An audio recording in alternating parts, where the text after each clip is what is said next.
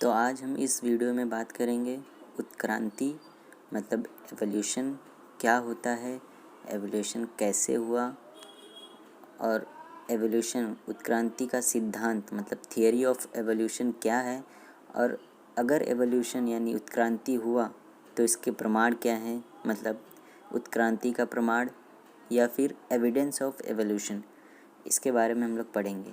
ठीक है, सबसे पहले थोड़ा याद कीजिए, मैं 4 क्वेश्चन दिया हुआ है।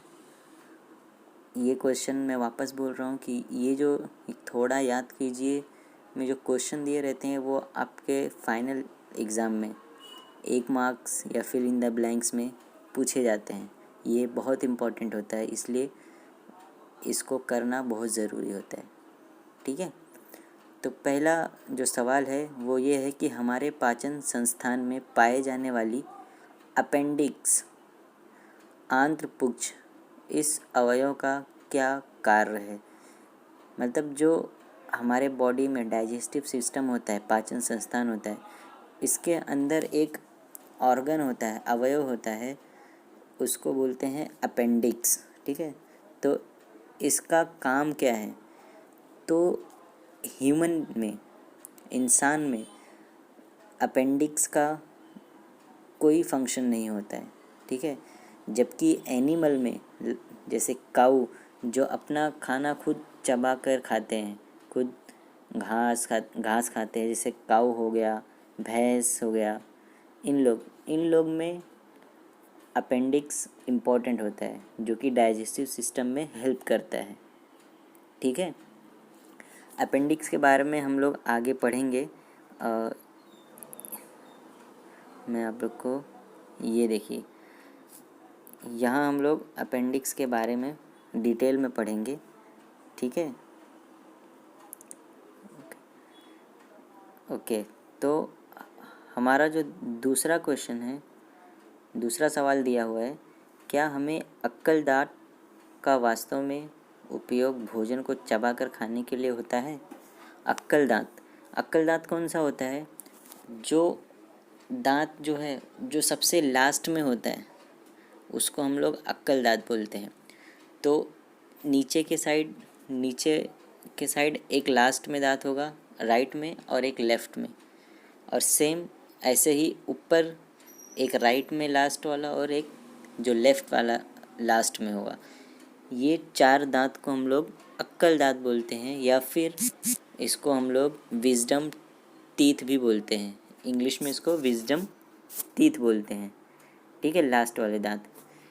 तो ह्यूमन में एक्चुअली इसका कोई काम नहीं होता, ये चबाने के काम नहीं आता है।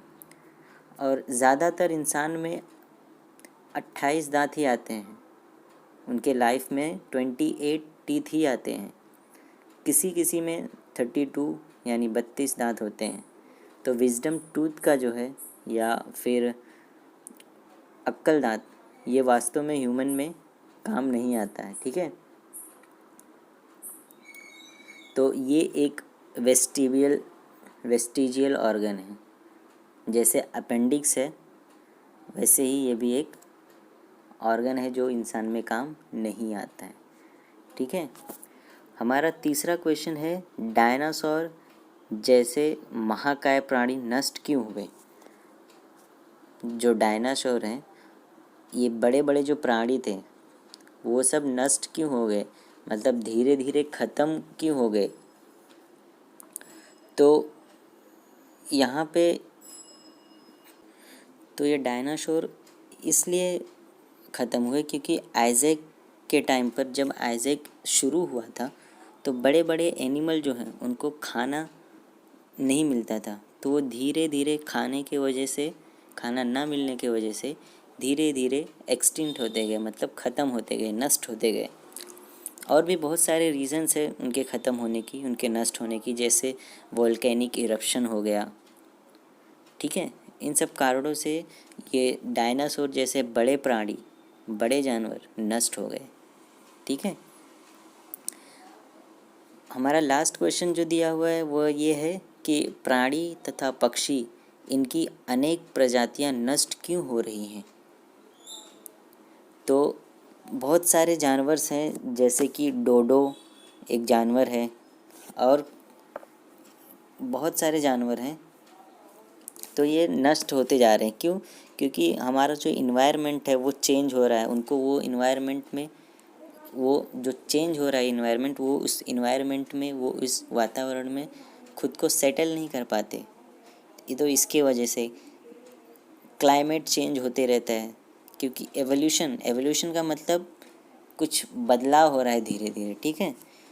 तो पोल्यूशन हो गया, इन्वायरमेंट चेंज हो रहा है, क्लाइमेट चेंज हो रहा है, तो इसके वजह से ये जो पक्षी हैं, प्राणी हैं, इनको खाना इनको भी नहीं मिल पाता और उनकी पॉपुलेशन धीरे धीरे कम होते गई और धीरे धीरे वो नष्ट होते गए। और एक टाइम ऐसा आया कि वो एकदम से उनकी पूरी प्रजाति ही ख़त्म हो गई, ठीक है। तो ये 4 क्वेश्चन जो आपके हैं, ये आपको अच्छे से पढ़ना है और याद करना है, ठीक है। अब हम स्टार्ट करेंगे उत्क्रांति या एवोल्यूशन। सो एवोल्यूशन, उत्क्रांति क्या है, हम लोग देखते हैं आगे। उत्क्रांति अर्थात सजीवों में अत्यंत धीमी गति से होने वाली क्रमिक परिवर्तन है, ठीक है। यह प्रक्रिया अत्यंत धीमी, बहुत स्लो एवं सजीवों का विकास साध्य करने वाली प्रक्रिया है। मतलब जो उत्क्रांति है, जो एवोल्यूशन है, वो बहुत धीरे धीरे होता है, ठीक है। इतना धीरे कि उसको 200-300 साल लग जाते हैं। और ये जो अत्यंत धीमी गति से जो अत्यंत धीमी गति से उत्क्रांति होता है, ये सजीवों को, यानी जो जीवित होते हैं, चाहे प्लांट हो या एनिमल हो, ह्यूमन हो, इन सब को सीधा, मतलब इन लोग को अच्छा डेवलप करने के लिए ये प्रक्रिया होती है, ठीक है। जैसे ऐसा माना जाता है कि हमारे पूर्वज इंसान के पहले बंदर हुआ करते थे, तो बंदर से धीरे धीरे धीरे डेवलप होते गए, परिवर्तन आते गया और अब एक टाइम ऐसा आ गया है कि हम लोग इंसान जो हैं ऐसा दिखने लगे हैं। नहीं तो पहले 300, 350, 400 साल पहले ऐसा माना जाता है कि हम लोग बंदर थे। हमारी जो पीछे की जनरेशन थी वो बंदर थी, ठीक है। अंतरिक्ष के ग्रह, तारों से लेकर पृथ्वी पर विद्यमान सजीव सृष्टि में होने वाली परिवर्तन के अनेक चरणों का विचार उत्क्रांति अध्ययन में करना आवश्यक है। मतलब कि ये जो तारे हैं, चंद्रमा है, सूर्य है, ये सब जो बने हुए हैं, ये भी एक उत्क्रांति, एक एवोल्यूशन के वजह से ही हुए हैं। इसलिए एवोल्यूशन में इनकी बात करना भी आवश्यक है। इनका अध्ययन जो हुआ है वो भी एवोल्यूशन के थ्रू ही हुआ है, ठीक है। ओके, तो प्राकृतिक चयन की अनुक्रिया के लिए सजीवों के किसी एक वर्ग, जाति के विशिष्ट लक्षणों में अनेक पीढ़ियां तक परिवर्तन होने की जिस प्रक्रिया द्वारा अंत में नई प्रजाति का निर्माण होता है, उसे ही उत्क्रांति कहते हैं, ठीक है।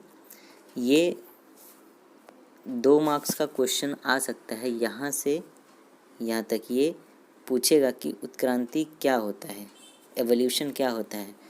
अगर ये क्वेश्चन आया तो आपको यहाँ ये 2 लाइन आंसर लिखना है, ठीक है। इसका मतलब क्या होता है कि ये बता रहा है कि जो एवोल्यूशन हुआ, वो जो लास्ट में जो जनरेशन आई, एकदम अंत में जो जनरेशन आती है, जो प्रजाति आती है, उनमें और उनके पीछे वाली पीढ़ियों में बहुत सारे परिवर्तन होते हैं। जैसे अगर मैं एग्ज़ाम्पल लूँ, आम के बहुत सारे वैरायटी हैं। जैसे कि दशहरी आम हो गया, आपूस आम हो गया। इनमें क्या है तो आम, लेकिन सब अलग अलग प्रजाति के हैं। लेकिन इनका जो एवोल्यूशन हुआ है, इनकी जो उत्क्रांति हुई है, किसी एक ही आम से हुई है। इनमें परिवर्तन आया और ये बहुत तरीके के आम बन गए। वैसे अगर दूसरा एग्जाम्पल मैं बताऊं आप लोग को, तो पहले पहले के ज़माने में 4 साल 5 साल 6 साल के बच्चे लोग घूमते टहलते थे, खेलते थे, उनको किसी चीज़ की नॉलेज नहीं रहती थी। लेकिन अब 4 साल का बच्चा भी क्या करता है, वो स्मार्टफ़ोन यूज़ करता है, उसको स्मार्टफ़ोन की ज़रूरत पड़ती है ना। तो ये जो परिवर्तन आया है, ये परिवर्तन क्यों आया है? उत्क्रांति के वजह से आया है, एवोल्यूशन के वजह से आया है, ठीक है। और ये जो एवोल्यूशन होता है वो एकदम धीमी गति से होने वाला परिवर्तन है, ठीक है। ओके, तो यहाँ दिया हुआ है इंटरनेट मेरा मित्र। इसमें दिया हुआ है कि इंटरनेट की सहायता से ग्रह तारों की निर्मित के संदर्भ में होने वाला प्रचंड विस्फोट के सिद्धांत के विषय में अधिक जानकारी प्राप्त कर अपनी कक्षा में प्रस्तुत करें, ठीक है। यहाँ पे बिग बैंग थियरी है एक, उस थियरी में, उस सिद्धांत के हिसाब से इस थियरी जिन्होंने इस थियरी को बनाया, उनके हिसाब से ये है कि जब वर्ल्ड कैसे, पूरा दुनिया कैसे शुरू हुआ, टाइम कब से स्टार्ट हुआ, कब पूरा दुनिया बना, इसके लिए ये बिग बैंग थियरी दिए। इस बिग बैंग थियरी के हिसाब से ये माना जाता है कि एक बहुत बड़ा विस्फोटक हुआ, और जब कोई चीज़ विस्फोट होता है, जब कोई चीज़ टूटता है, तब वो छोटे छोटे चीज़ में डिवाइड हो जाता है, मतलब उसके अणु जो होते हैं वो फैलने लगते हैं, ठीक है। तो इसके हिसाब से कि एक बहुत बड़ा विस्फोटक हुआ, और उसमें जो छोटे छोटे मटेरियल थे, छोटे छोटे जो अणु थे, वो फैले, और इतना फैला कि पूरा दुनिया बना उससे। पूरा सारा ज़मीन से लेके, अर्थ से लेके स्टार और सन, सारा सब कुछ इस विस्फोटक के वजह से बना है, ठीक है। तो ये है बिग बैंग थियरी, ठीक है। आगे और भी बहुत सारी थियरीज़ हैं, हम लोग आगे पढ़ेंगे इसी चैप्टर में, तो आप लोग को पूरा एवोल्यूशन के बारे में पता चलेगा, ठीक है। ओके, उसके नीचे दिया हुआ है इतिहास के पन्नों से सजीव सृष्टि के निर्मित के विषय में अनेक धर्मगुरुओं ने एवं दार्शनिकों ने अपने अपने विचार लिख कर रखे हैं। भारतीय, चीनी, रोमन, ग्रीक, ऐसी सभी संस्कृतियों में सृष्टि के निर्माण के विषय में गहन विचार किया गया। ग्रह, तारों, पंचमहाभूतों, सजीव सृष्टि आदि के विषय में विविध प्रकार की जानकारी उस संस्कृति में काव्य तथा कथा या ग्रंथ के रूप में लिखी हुई है। तो इसका मतलब क्या हुआ? इतिहास में धर्मगुरु मतलब जो रिलीजन के स्कॉलर्स होते हैं वो, और दार्शनिकों मतलब फिलोसोफियर, जो फिलोसॉफी लिखे देंगे तो उनको हम लोग बोलते हैं फिलोसोफर्स, ठीक है। इन्होंने बहुत अपने अपने विचार जो हैं, अलग अलग धर्म के अलग अलग विचार के हिसाब से बहुत सारे क्या होते हैं, संस्कृति होती है। मुस्लिम में ये बताते हैं कि यहाँ से दुनिया फैला, और नॉन मुस्लिम हिंदुइज़म में क्या बताते हैं कि दुनिया ऐसे ऐसे फैली। तो ये जो अलग अलग रिलीजन में और फिलॉसफी में अलग अलग तरीके से दिया हुआ है कि यूनिवर्स जो है, जो दुनिया है, इस हिसाब से फैला हुआ है, ठीक है। तो अलग अलग लोगों का अलग अलग विचार है, ये लिख कर रखा हुआ है, ठीक है। और ग्रह कैसे बने, तारे कैसे बने, ये सब चीज़ पहले से ही लिख कर रखा हुआ है। ये संस्कृति है, मतलब एक बार जो हो गया वो हो गया। संस्कृति हमेशा हमेशा के लिए रहती है। जैसे वर्ल्ड वॉर 1 हुआ था, महायुद्ध 1, महायुद्ध 2, तो ये इसके बारे में क्या हुआ था, कैसे हुआ था, वो सब लिख के रखा हुआ है। ऐसे बहुत पुराने साल पहले, मतलब कैसे दुनिया अपना बना, इस चीज़ के बारे में भी लिखा हुआ है। तो इस चीज़ के बारे में अलग अलग रिलीजन्स के अलग अलग बुक्स होते हैं, ग्रंथ होते हैं, अलग अलग कथा होती है, अलग अलग काव्य लोग लिखे हुए हैं, अलग अलग राइटर्स ने इसको लिखे हुए हैं। ठीक है, तो ये इतिहास है। ओके, तो अब हम लोग पढ़ेंगे उत्क्रांति के सिद्धांत क्या हैं। उत्क्रांति के सिद्धांत क्या है, मतलब थियरी ऑफ एवोल्यूशन, थियरी पढ़ेंगे उत्क्रांति के हम लोग। ठीक है, इस सिद्धांत अनुसार प्रथम सजीव पदार्थ जीव द्रव पृथ्वी पर समुद्र में निर्माण हुआ। कालांतर में अनेक वर्षों के बाद इस जीव द्रव से एक कोशिकीय सजीव का निर्माण हुआ।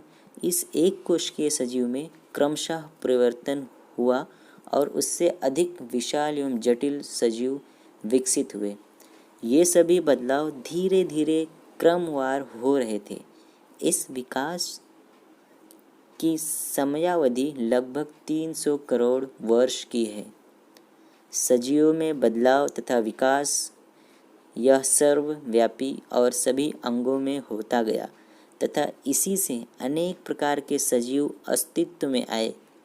इसी कारण इस पूरी प्रक्रिया को क्रम विकास अथवा उत्क्रांति कहते हैं, जो संगठनात्मक उत्क्रांति है।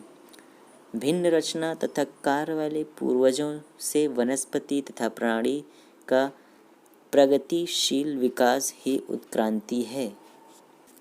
तो इसका इस थियरी का एवोल्यूशन ऑफ थियरी में क्या बताया है कि जो सजीव का निर्माण हुआ, पृथ्वी पे जो सजीव आया, वो सजीव का निर्माण सबसे पहले पानी में हुआ, ओशियन में हुआ या समंदर में हुआ। ठीक है, तो और जो ये सजीव आया उसको हम लोग एक कोशिकीय, मतलब एक कोशिकीय प्राणी आया, उसको हम लोग नाम दिए प्रोटोप्लाज्म। ठीक है, क्या बोले? प्रोटोप्लाज्म।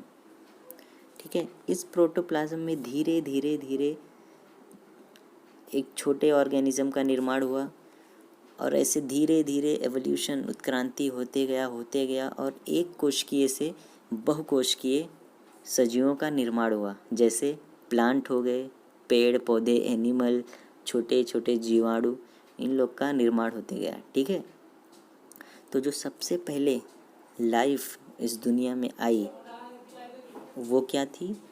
वो एक कोशिकीय थी। लेकिन जब धीरे धीरे उत्क्रांति हुआ तो वो एक कोशिकीय से बहुकोशिकीय और जटिल जीव बनते गए। ठीक है, और ये सब धीरे धीरे हुआ, तकरीबन 300-350 साल में हुआ।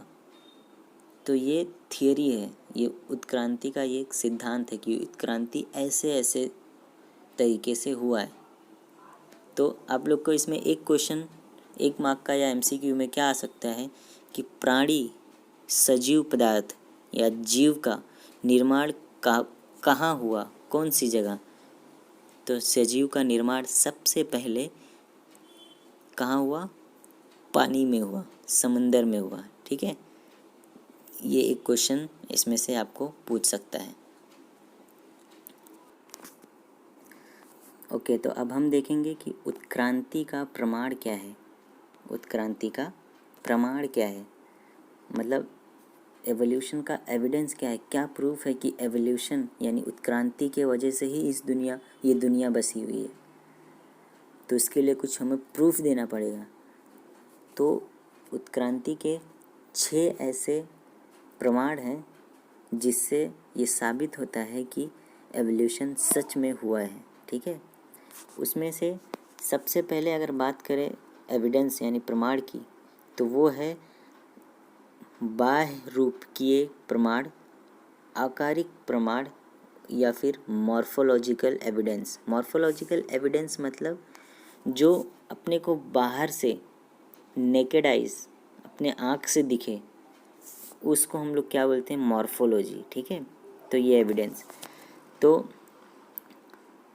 यहाँ दिया हुआ है कि प्राणी के मुख की रचना, आँखों का स्थान, नाक के छिद्र, कान की रचना, शरीर के ऊपर घने बाल आदि समान विशेषताएं प्राणियों में दिखाई देती हैं। ठीक है, तो पत्तियों का आकार, शिरा विन्यास, पर्णदंड, पत्तियों की रचना आदि समान विशेषताएं वनस्पति में दिखाई देती हैं। इससे यह स्पष्ट होता है कि उपर्युक्त समूह में समानता है, इसी कारण उनका उद्गमन समान है तथा वे एक ही पूर्वज से उत्क्रांतित हुए होंगे, यह सिद्ध होता है। मतलब जैसे कि ये जो है ये डॉग है, बराबर, ये शीप है, ये फॉक्स है, लोमड़ी है। ठीक है, तो इन सब में जो नाक दिख रहा है वो बाहर की तरफ, आगे की तरफ है। दोनों के नाक, ये तीनों जो प्राणी है इन तीनों के नाक में दो दो छिद्र हैं। ठीक है, दोनों पे जो, दोनों के बॉडी में, दोनों के शरीर पे घने बाल हैं, सॉरी तीनों के। ठीक है, इनकी आंखें सिमिलर हैं, इनके कान भी कुछ हद तक सेम हैं। तो इससे क्या साबित होता है कि इनके जो पूर्वज थे वो कोई एक थे और उनमें धीरे धीरे परिवर्तन हुआ और ये तीन अलग अलग चीज़ बन गए। ये तीन अलग अलग हो गए, ऐसा क्यों हुआ? क्योंकि उनमें उत्क्रांति हुई, उनमें एवोल्यूशन हुआ। ऐसे ही सेम नीचे अगर देखेंगे, ये प्लांट जो हैं, पौधे हैं, इनमें इनकी पत्तियों को अगर देखेंगे तो सबकी पत्तियां सेम दिखाई दे रही हैं। पत्तियां लंबी हैं, वो दोनों का जो पर्णदंड होता है, शिरा विन्यास जो हो रहा है, वो दोनों सेम दिख रहा है तीनों में। ठीक है, उनका आकार सेम दिख रहा है।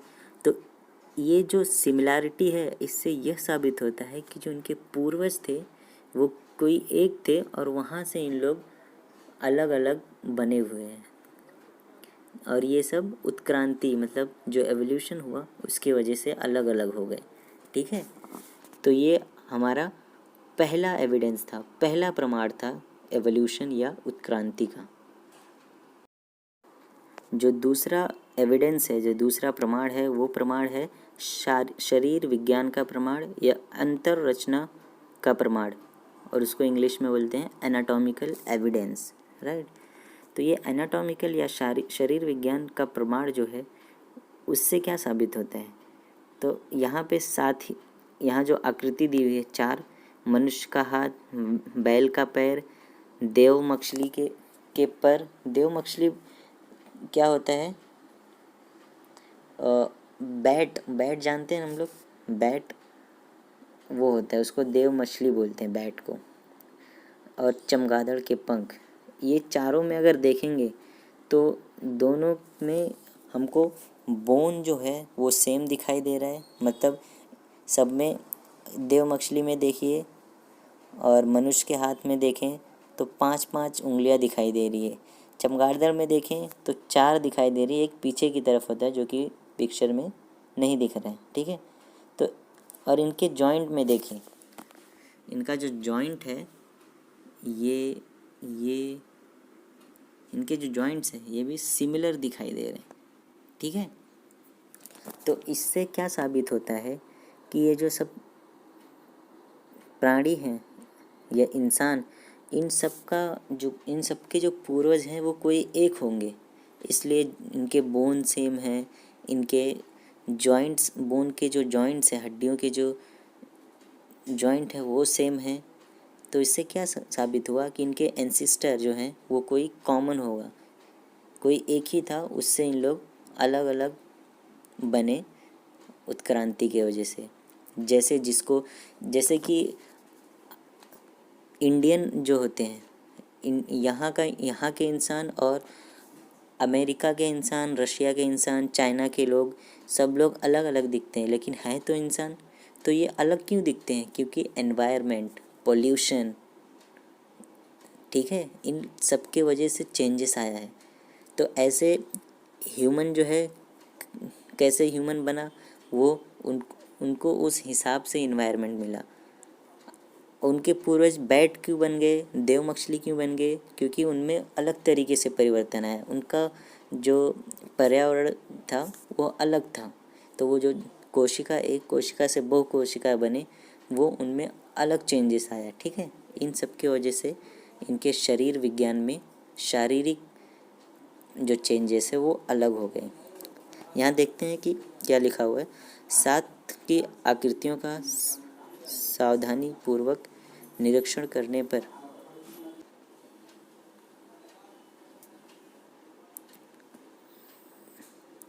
तो इसमें क्या सिद्ध हुआ, जो मैंने बताया वही इसमें भी लिखा हुआ है, ठीक है, शरीर विज्ञान का प्रमाण।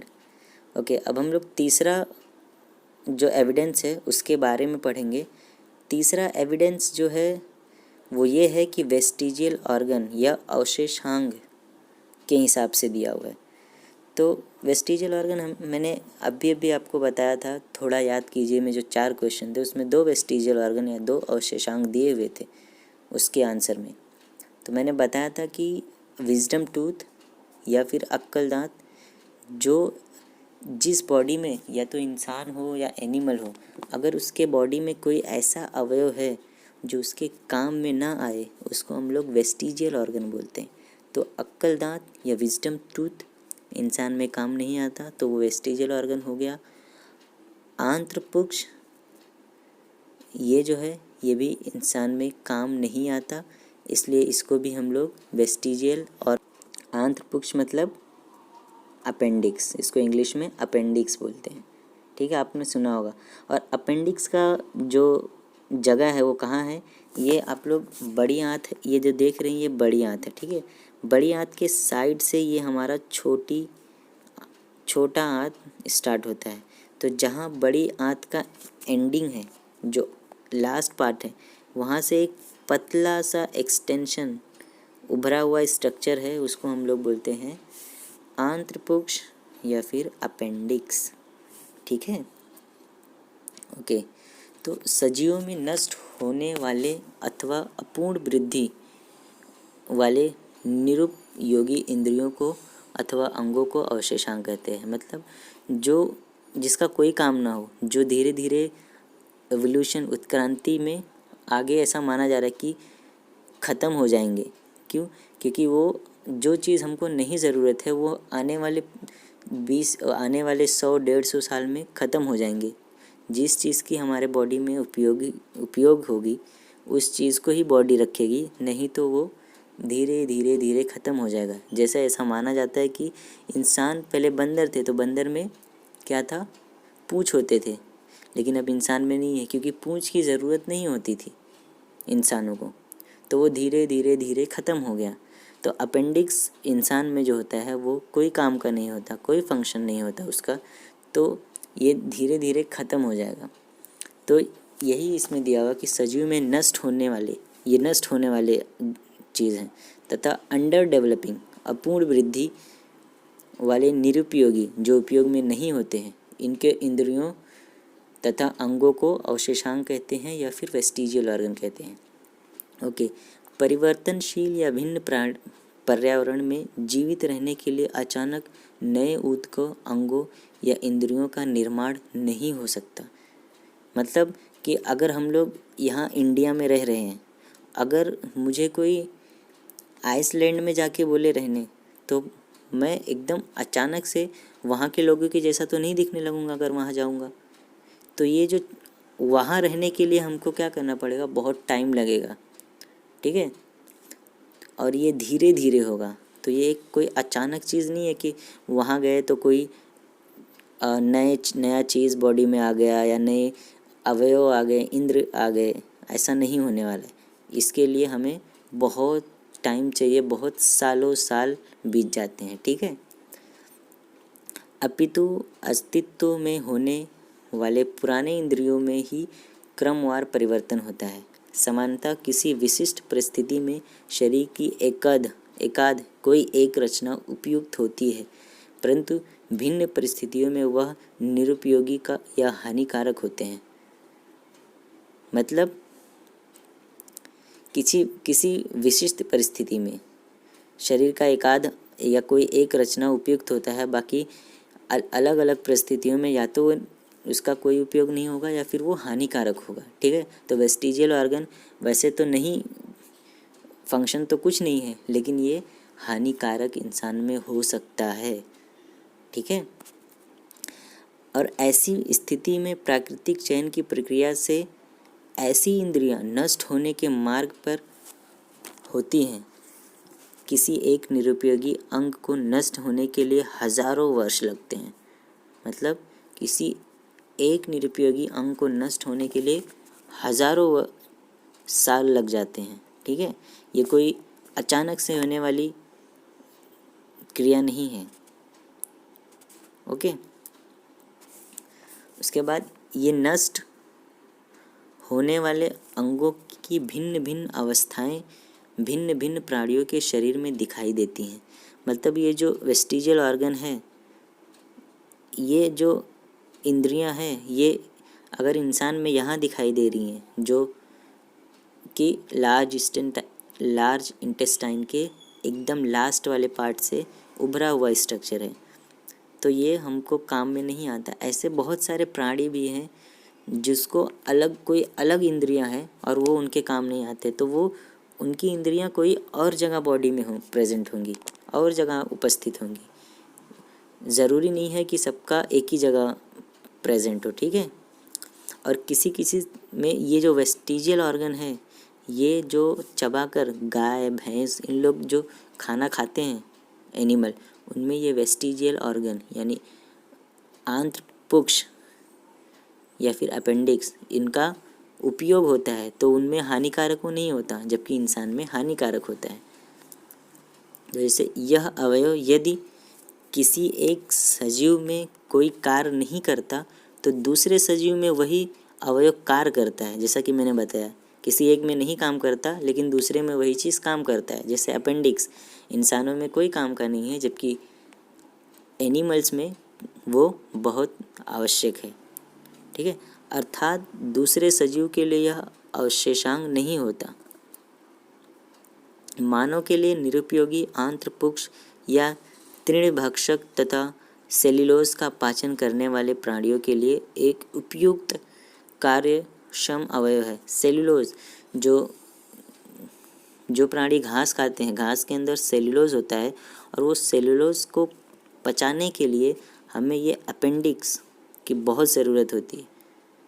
तो प्राणी को अपेंडिक्स ज़रूरत होती है और यह उनके पाचन क्रिया में भाग लेते हैं। ठीक है, उसी प्रकार मनुष्य के लिए अनुपयोगी कान के स्नायुबंदरों के कान हिलाने के लिए उपयुक्त है।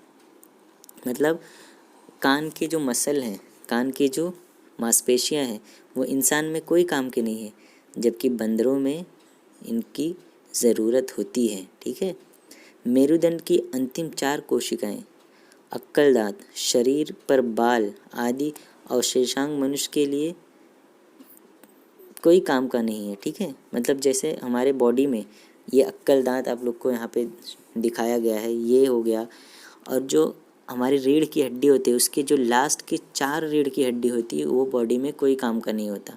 ये कान की जो स्नायु है, कान की जो मसल है, जो मांसपेशियाँ हैं, वो भी हमारे काम में नहीं है। तो ऐसा एवोल्यूशन के हिसाब से ऐसा माना जाता है कि कुछ सालों बाद, हज़ारों सालों बाद, ये जो इंद्रियां हैं, ये जो मांसपेशियाँ, अक्कल दांत, अपेंडिक्स या फिर वर्टिब्रा यानी मेरुदंड की अंतिम जो 4 कोशिकाएं हैं, ये धीरे धीरे ख़त्म हो जाएंगी, ऐसा मानना है। ठीक है, तो ये रहा हमारा 3rd एविडेंस, जो कि अवशेषांग है। अब हम अपना 4th एविडेंस के बारे में बात करेंगे, जो कि है जीवाश्म विज्ञान संबंधी प्रमाण। ठीक है, जीवाश्म विज्ञान, उसको हम लोग पैलियोंटोलॉजिकल एविडेंस बोलते हैं।